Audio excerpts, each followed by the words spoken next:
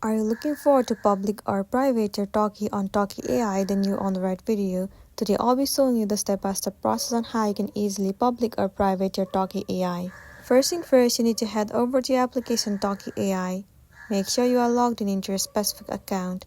Once logged in, move into your profile. Now head over to your Talkie AI that you have created and you want to change the settings off. Once you're inside their inbox, you need to click on their profile at the very top of the screen.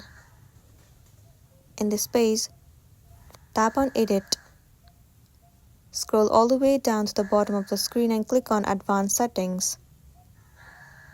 In the section of Visibility, you will see Public. Click on it. From here, you can change the visibility of your character AI. If you want to keep it private, then simply click on Private and then click on Submit. Or if you want to public it, then simply click on Public. Set according to your need and then click on Submit. After that, you'll be good to go.